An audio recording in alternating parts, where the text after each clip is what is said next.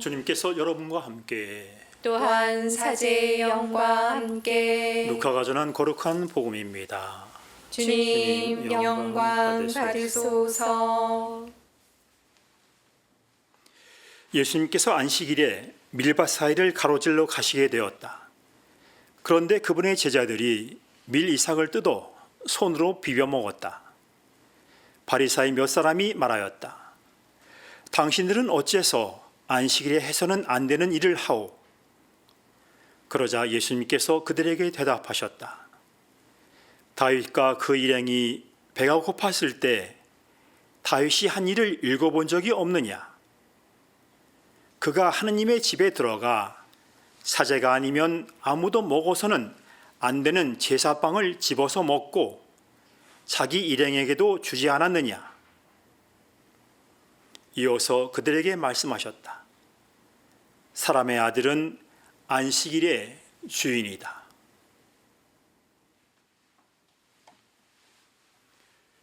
주님의 말씀입니다. 그리스도님 참여합니다. 참 예수님, 참 예수님. 네, 사람의 아들이 안식일의 주인이다. 이 말씀은 정말 우리에게 마음의 평화를 주고 굉장히 안정감, 우리가 예수님을 믿고 그리스도를 믿고 있다는 데는 확신을 갖게 해주십니다. 그런데 요즘 세상은 너무나 다양화되고 다변화됐고 세계화돼서 그 안에서 너무나 똑똑해졌어요.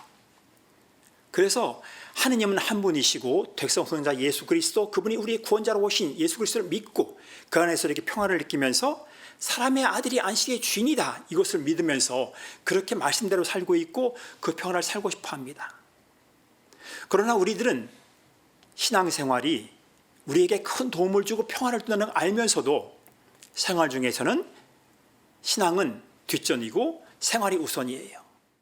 그러면서 또 예수님을, 아버지 하나님을 우리 생활에 이용합니다. 신앙이 생활화되고 생활이 신앙화됐다면 그 안에서 정말 부드럽게 하나님의 말씀을 살고 평화를 살면서 안식일의 주인이 예수 그리스도라는 것을 알면서 그 평화를 평화롭게 하나님께 돌려드리면서 그 뜻에 맞게끔 살아가끔 좋은데, 우리들의 삶을 보면은 신앙 따로 생활 따로가 자주 많다는 거예요. 그러면서도 또 나는 예수 믿는다는 말을 당당하게 합니다. 우리 사회에 예수 믿는 신자들이 얼마나 많습니까? 불교 포함해서.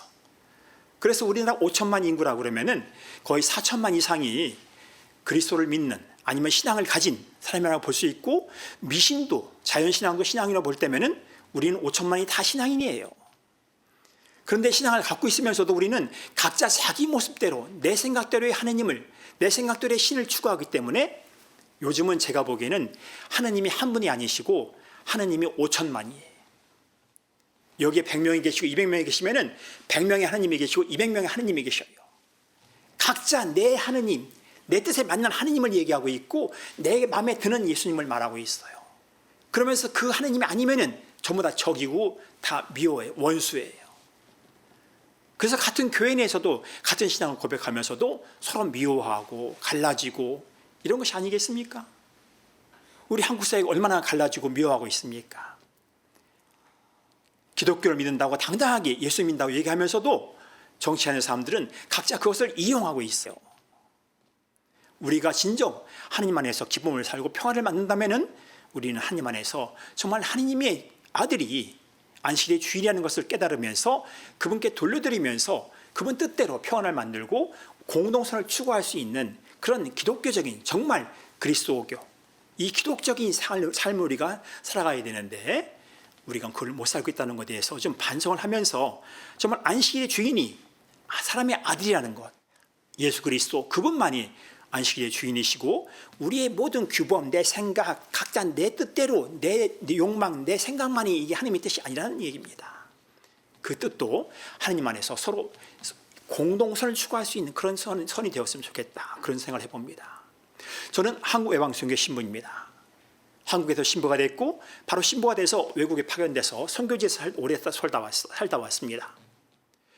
선교지 삶을 살면서 정말 선교라는 것이 무엇인가, 제가 어느 선교지에 성당에 있을 때 정말 움직이지 않는 신자들에게 같이 선교하고 나가자라고 하면서 그래서 그분들을 초대했어요. 제가 좀 너무 이렇게 자주 강요를 하고 있고 자주 하자고 그걸 하다 보니까 어느 신자가 열심한 신자였어요. 그 사람이 어느 날 나와서 그러는 거예요.